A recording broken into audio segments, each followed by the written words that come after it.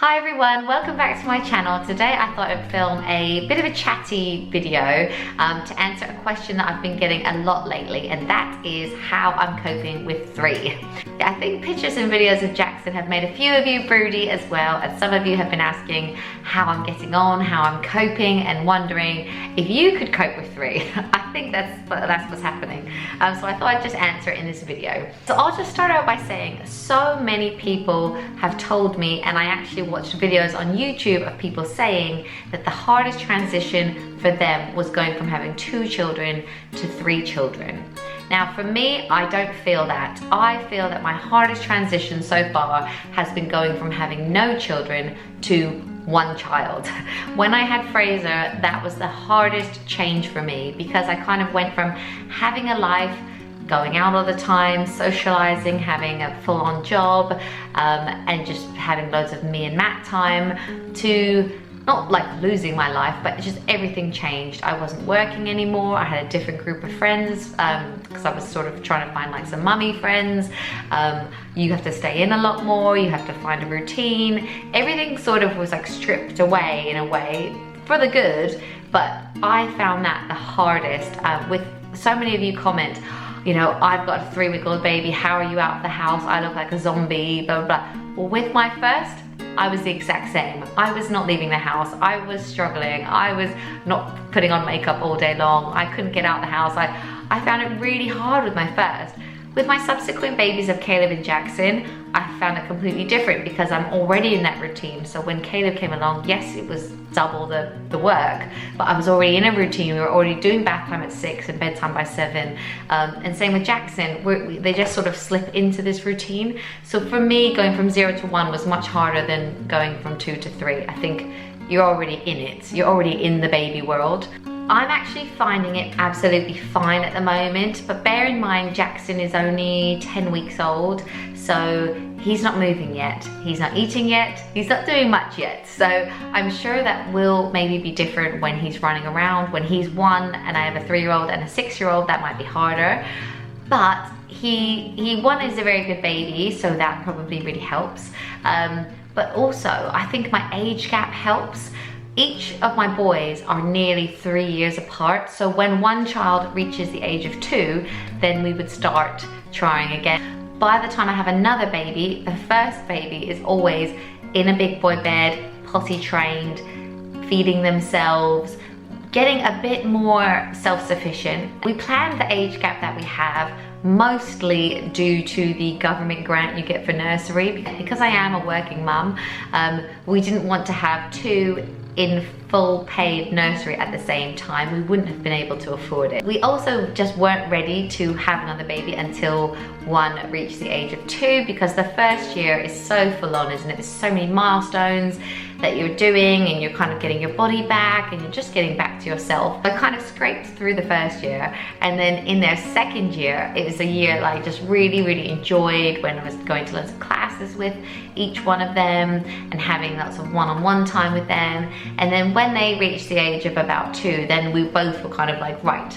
I think we could do this again. Yeah, I really recommend it. I think any age gap has its pros and cons, but I've loved having the age gap that we do. I think if you have a smaller age gap, then yes, when they're older, they'll be really close. And if you have a bigger age gap, the worry is that they might not be as close, but they're so self-sufficient and they're so helpful. For me, my eldest, who's nearly 6, is so loving towards our baby. He can hold him, he can push the buggy, he can get me things, he can get me a nappy if I need one. That would actually be a lovely age gap as well. So I don't think there's any perfect age gap, but I think that age gap is a factor of why coping with 3 is going quite well. I think having a good routine and sticking to it is also really important.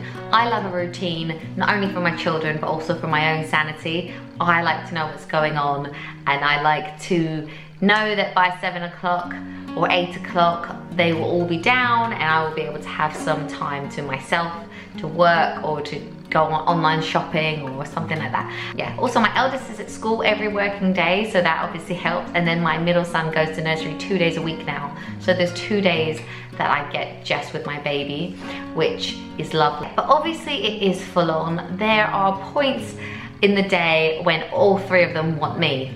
at the same time, and you almost have to prioritize. It's like, right, someone's on the toilet and needs me to come and help them with that. The baby wants breastfeeding, Caleb wants another fancy dress outfit. You have to prioritize, right, I'm gonna do the toilet, then I'm gonna do the breastfeeding while I help him with the costume. You know, it's full on at times. But I love it. I wouldn't change it for the world.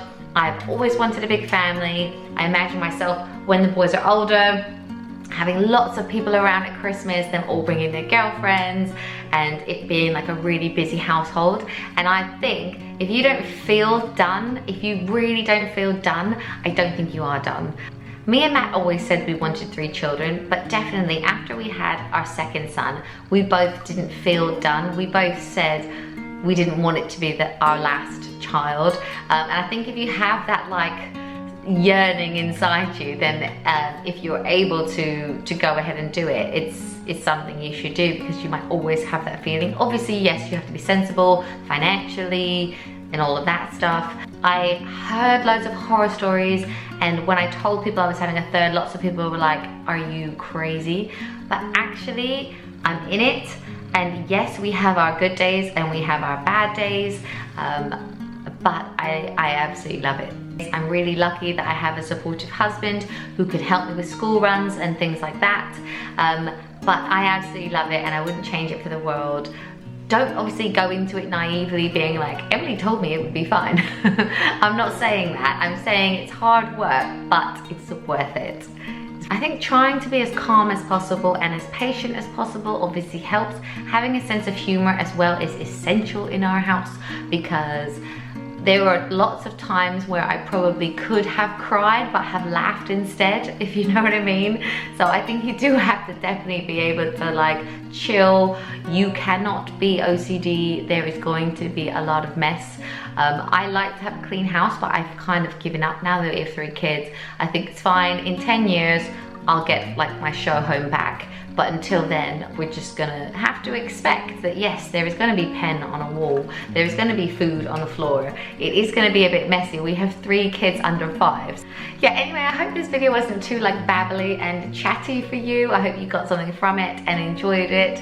Thank you so much for watching, and I will see you soon. Bye.